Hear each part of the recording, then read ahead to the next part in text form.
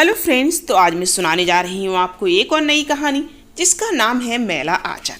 आप लोग मेरी कहानियों को नहीं सुनते हैं, सोते टाइम कहानियों को जरूर सुनिएगा, बहुत अच्छी ये कहानियाँ हैं। आज की जो कहानी है फंडीश्वर नाथ रेणु का उपन्यास है। तो चलिए शुरू करते हैं आज की ये कहानी। कमेंट करके जरूर बताइए कि आज के समय में ये कहानी कौन कौन सुनना पसंद करता है। एक गांव में यह खबर बिजली की तरह फैल गई। मलेट्री ने बहरा चैथरू को गिरफ्तार कर लिया है और लेविन लाल के कुएं से बाल्टी खोलकर ले गए। यद्यपि 1942 की जन आंदोलन के समय इस गांव में न तो फौजियों का कोई उत्पात हुआ था और न आंदोलन की लहर ही इस गांव तक पहुंच पाई थी, किंतु जिले भर की घटनाओं की खबर अफवाहों के रूप में यहाँ तक आकर जरूर पहुंची थी। मोगलाही स्टेशन पर गोरा सिपाही एक मोदी की बेटी को उठाकर ले गए। इसी को लेकर सिख और गोरे सिपाहियों में लड़ाई हो गई। गोली चल गई। ढोल बाजा में पूरे गांव को घेरकर आग लगा दी गई। एक बच्चा भी बचकर नहीं निकल सका। मुसहरों के ससुर ने अपनी आंखों से देखा था, ठीक आग में भूनी गई मछलियों की तरह लोगों की लाशें महीनों पड़ी रहीं। कौवा भी नहीं खा सकता था। मलेट्री का पहरा था। मुसरहू के ससुर का भतीजा फारविज साहब का खानसामा है, वह झूठ बोलेगा। पूरे 4 साल के बाद अब इस गांव की बारी आई है। दोहाई माँ काली, दोहाई बाबा लर सिंह। यह सब गुअर टोली के बलिया की बदौलत हो रहा है। बिरंची दास ने हिम्मत से काम लिया। आंगन से निकलकर चारों ओर देखा और मालिक टोला की ओर दौड़ा। मालिक तहसीलदार विश्वासनाथ प्रसाद भी सुनकर घबरा गए। रोबिन बाल्टी कहाँ से लाया था? जरूर चोरी की बाल्टी होगी। साले सब चोरी करेंगे और गांव को बदनाम करेंगे। मालिक टोले से यह खबर राजपूत टोली पहुंची। कायस्थ टोली के विश्वासनाथ प्रसाद और ततमा टोली के बिरंची को मलेट्री के सिपाही पकड़कर ले गए। ठाकुर राम किशन सिंह बोले, इस बार तहसीलदारी का मजा निकलेगा। जरूर जमींदार का लगान वसूल कर रखा गया है। अब बड़े घर की हवा खाएंगे। बच्चू यादव टोली के लोगों ने खबर सुनते ही बलिया उर्फ वालदेव को गिरफ्तार कर लिया। भागने न पाए, रस्सी से बांधो। पहले ही कहा था कि यह एक दिन सारे गांव को बंधवाएगा। तहसीलदार विश्वासनाथ प्रसाद 1 सेर घी, 5 सेर बासमती चावल और 1 खस्सी लेकर डरते हुए मलेट्री वालों को डाली पहुंचाने चले। बिरंची को साथ ले लिया। बोले, हिसाब लगाकर देख लो, पूरे 50 रुपए का सामान है। रुपया 1 हफ्ता के अंदर ही अपने टोले और लोविन के टोले से वसूल कर जमा कर देना। तुम लोगों के चलते मलेट्री वाले कोठी के बगीचे में हैं। बगीचे के पास पहुंचकर विश्वासनाथ प्रसाद ने जेब से पलिया टोपी निकालकर पहन ली और काली धान की ओर मुंह करके माँ काली को प्रणाम किया। दोहाई माँ काली। बगीचे में पहुंचकर तहसीलदार साहब ने देखा 2 बैलगाड़ी है। बैल घास खा रहे हैं। मलेट्री वाले जमीन पर कंबल बिछाकर बैठे हैं। मूड़ी फांक रहे हैं और बहरा चैथरू भी कंबल पर ही बैठकर मूड़ी फांक रहा है। सलाम हुजूर। बिरंची ने सामान सिर से नीचे उतारकर झुककर सलाम किया। सलाम सरकार। बकरा भी मैमिया उठा। अरे क्या है, आप कौन हैं? एक मोटे साहब ने पूछा। हुजूर, ताबेदार राजा पारबंगा का तहसीलदार है, मीनापुर सर्किल का। ओ, आप तहसीलदार हैं, ठीक बात। हम लोग डिस्ट्रिक्ट बोर्ड का आदमी है। यहाँ पर एक मलेरिया सेंटर बनेगा। ऊपर से हुक्म आया है। यही बागान का जमीन में मार्टिन साहब डिस्ट्रिक्ट बोर्ड को यह जमीन बहुत पहले दे दिया। तहसीलदार साहब फिर एक बार सलाम करके बैठ गए। बिरंची हाथ जोड़े खड़ा रहा। राजपूत टोली के राम कृपाल सिंह जब कोठी के बगीचे में पहुंचे तो उन्होंने देखा कि बगीचे के पश्चिम वाली जमीन की पैमाइश हो रही है। कुछ लोग जरीब की कड़ी खींच रहे हैं। टोपा वाले एक साहब तहसीलदार साहब से हंस के बातचीत कर रहे हैं और अंत में यादव टोली के लोग बालदेव के हाथ और कमर में रस्सी बांधकर हो हल्ला मचाते हुए आए। उसकी कमर में बंधी रस्सी को अभी पकड़े हुए हैं। फिरारी सुराजी को पकड़ने वालों को सरकार बहादुर की ओर से इनाम मिलता है। 1000, 2000, 5000। साहब तो देखते ही गुस्सा हो गए। क्या बात है, इसको क्यों बांध कर लाया है? इसने क्या किया?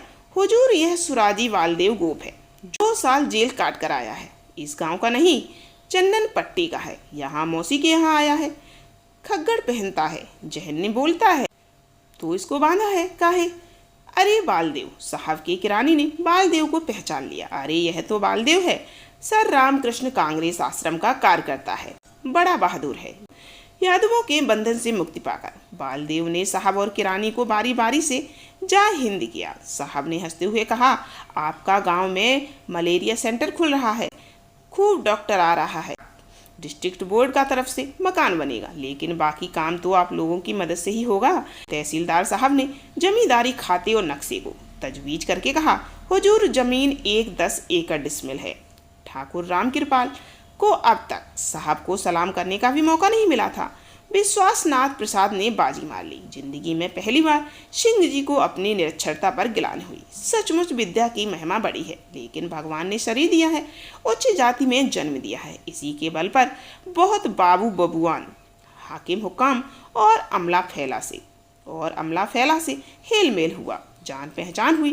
मौका पाते ही सलाम करके जोर से बोले, जय हो सरकार की। हुजूर पब्लिक को भलाई के वास्ते इतना दूर से कष्ट उठाकर आया है और हम हुजूर का कोई सेवा नहीं कर सके। गुसाई जी रमेन में कहें, धन्य भाग प्रदर्शन दीना। हुजूर सेवक का नाम राम किरण पाल है। वल्द गरीब नेवाज सिंह, मोताफा जात राजपूत, मुकाम गढ़बुंदेल राजपूताना, हाल मुकाम मैरीगंज। सिंह जी हमारा कोई सेवा नहीं चाहिए। सेवा के वास्ते मलेरिया सेंटर खुल रहा है, इसी में मदद कीजिए सब मिलकर, यही सबसे बड़ा सेवा है। साहब हंसते हुए बोले, यादव टोली के लोग एक एक कर नजर बचाकर 9-11 हो चुके थे। उन्हें डर था कि बालदेव को बांधकर लाने वालों का साहब चालान काटेंगे। साहब ने चलते समय कहा, 7 दिन के अंदर ही डिस्ट्रिक्ट बोर्ड का मिस्त्री लोग आवेगा। आप लोग बांस खंड, सुतली और दूसरा दरकाजी चीज का इंतजाम कर देना। तहसीलदार साहब आप हैं, बालदेव प्रसाद तो देश का सेवक ही है और सिंह जी है, आप सब लोग मिलकर मदद कीजिए। सबने हाथ जोड़कर गर्दन झुकाकर स्वीकार किया। साहब दलबल के साथ चले। खस्सी में आ रहा है। बालदेव गाड़ी के पीछे पीछे गांव से बाहर तक गया। बालदेव ने लौटकर लोगों से कहा, डिस्ट्रिक्ट बोर्ड के बंगाली ऑफिसियर बाबू थे, प्रफुल्लो बनर्जी और उनका किरानी जीतन बाबू पहले कांग्रेस ऑफिस के किरानी थे। पूर्णिया जिले में ऐसे बहुत से गांव और कस्बे हैं जो आज भी अपने नामों पर नीले साहबों का बोझ ढो रहे हैं। वीरान जंगलों और मैदानों में नील कोठी के खंडहर राही बटोहियों को आज भी नील युग की भूली हुई कहानियां याद दिला देते हैं। गौना करके नई दुल्हन के साथ घर लौटता हुआ नौजवान अपने गाड़ीवान से कहता है, जरा यहाँ गाड़ी धीरे धीरे हाँकना, कन्या दुल्हन साहब की कोठी देखेगी। यही है मैके साहब की कोठी। वहाँ है नील महजे का हौज। नई दुल्हन ओहार के पर्दे से हटाकर घूंघट को जरा पीछे खिसकाकर झांकती है। छरवीर के घने जंगलों के बीच ईंट पत्थरों का ढेर। कोठी कहाँ है? दूल्हे का चेहरा गर्व से भर जाता है। अर्थात हमारे गांव के पास साहिब की कोठी थी। यहाँ साहब मैम रहते थे। गंगा स्नान करके लौटते हुए तीर्थ यात्रियों की बैलगाड़ियाँ यहाँ कुछ देर तक रुक जाती हैं।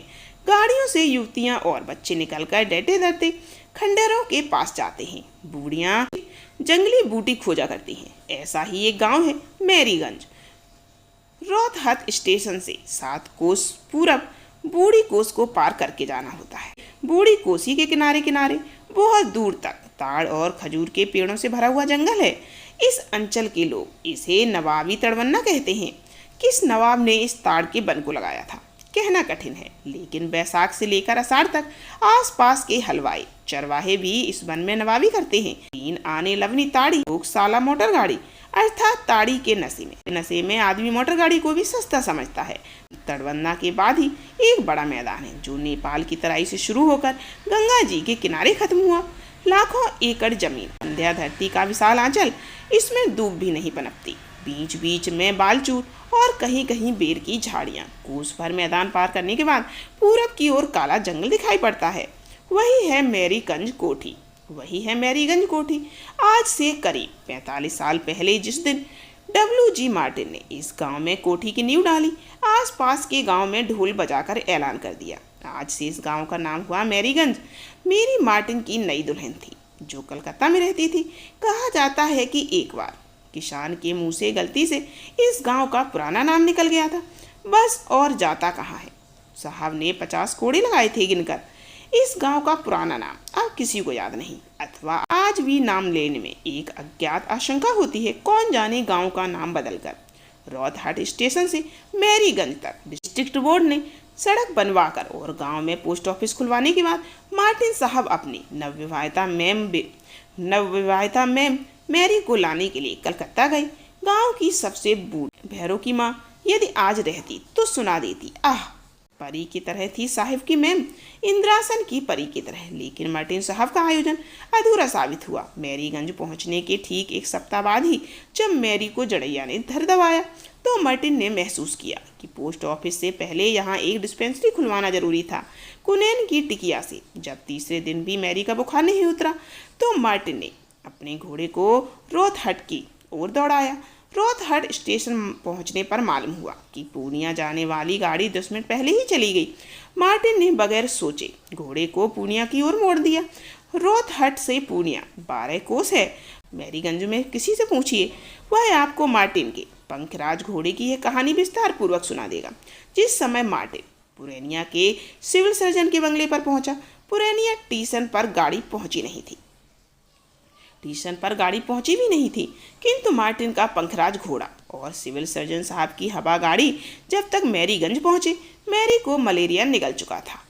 ट्यूबवेल के पास गड्ढे में घुसकर घुंघराले रेशमी बालों वाले सिर पर कीचड़ थोपते थोपते मैरी मर गई थी। मैरी की लाश को दफनाने के बाद ही मार्टिन पूर्णिया गया। Civil surgeon, district magistrate, district board के चेयरमैन और हेल्थ ऑफिसर से मिला। एक छोटी सी डिस्पेंसरी की मंजूरी के लिए जमीन आसमान एक करता रहा। डिस्पेंसरी के लिए अपनी जमीन रजिस्ट्री कर दी। अधिकारियों ने आश्वासन दिलाया, अगले साल जरूर डिस्पेंसरी खुल जाएगी। ठीक इसी समय जर्मनी के वैज्ञानिकों ने एक चुटकी में नील युग का अंत कर दिया। कोयले से नील बनाने की वैज्ञानिक विधि का प्रयोग सफल हुआ और नीले साहबों की कोठियों की दीवारें अररा कर गिर पड़ी। साहबों ने कोठियां बेचकर जमींदारियां खरीदनी शुरू की। बहुतों ने व्यापार आरंभ किया। मार्टिन की दुनिया तो पहले ही उजड़ चुकी थी, दिमाग भी बिगड़ गया। बगल में रद्दी कागजों का पुलिंदा दबाए हुए पगला मार्टिन दिन भर पूर्णिया कचहरी में चक्कर काटता फिरता।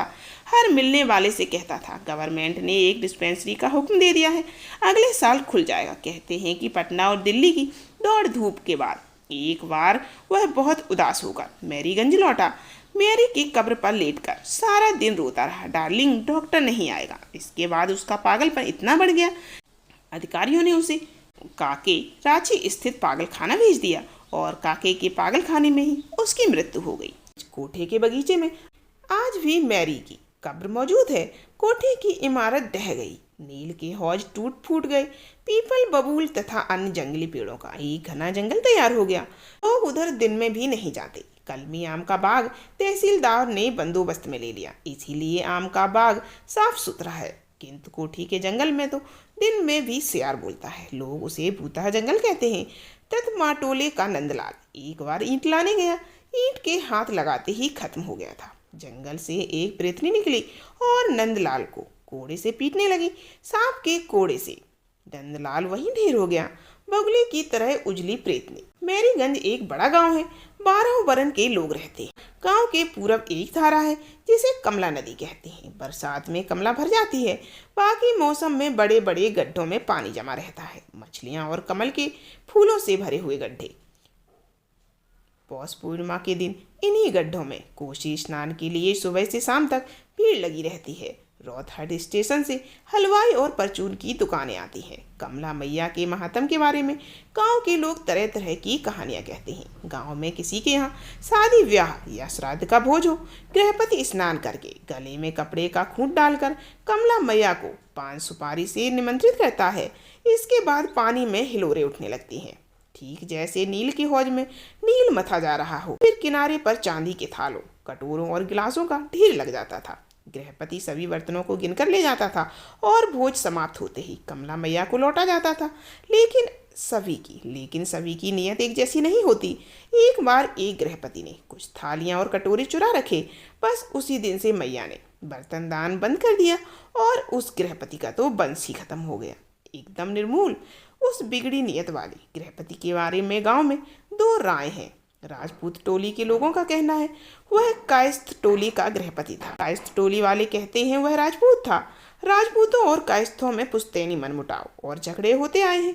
ब्राह्मणों की संख्या कम है, इसीलिए वे हमेशा तीसरी शक्ति का कर्तव्य पूरा करते हैं। अभी कुछ ही दिनों से यादवों के दल ने भी जोर पकड़ा है। जनेऊ लेने के बाद भी राजपूतों ने यदुवंशी क्षत्रिय को मानता नहीं दी। इसके विपरीत समय समय पर यदुवंशियों के क्षत्रित्व को भी व्यंग्यद्वीप के बाणों से उभारते रहे। एक बार यदुवंशियों ने खुली चुनौती दे दी। बात तूल पकड़ने लगी। दोनों ओर से लोग लगे हुए थे। यदुवंशियों को कायस्थ टोली के मुखिया तहसीलदार विश्वासनाथ प्रसाद मल्लिक ने विश्वास दिलाया, मामले मुकदमे की पूरी पैरवी करेंगे। जमींदारी कचहरी के वकील बसंतो बाबू कर रहे थे। यादवों को सरकार ने राजपूत मान लिया था। इसका मुकदमा तो धूमधाम से चलेगा। खुद वकील साहब कह रहे थे। राजपूतों को ब्राह्मण टोली के पंडितों ने समझाया, जब जब धर्म की हानि हुई है राजपूतों ने ही उनकी रक्षा की है। घोर कलिकाल उपस्थित है। राजपूत अपनी वीरता से धर्म को बचा ले। लेकिन बात बड़ी नहीं, न जाने कैसे यह धर्म युद्ध रुक गया। ब्राह्मण टोली के बूढ़े ज्योतिषी भी आज कहते हैं, यह राजपूतों के चुप रहने का फल है कि आज चारों ओर हर जाति के लोग गले में जनेऊ लटकाए फिर रहे हैं। बूम फोड़ छतरी तो कभी नहीं सुना था। शिव हो। अब गांव के 3 प्रमुख दल हैं, कायस्थ, राजपूत और यादव। ब्राह्मण लोग अभी भी तृतीय शक्ति हैं। गांव के अन्य जाति के लोग भी सुविधा अनुसार इन्हीं तीनों दलों में बटे हुए हैं।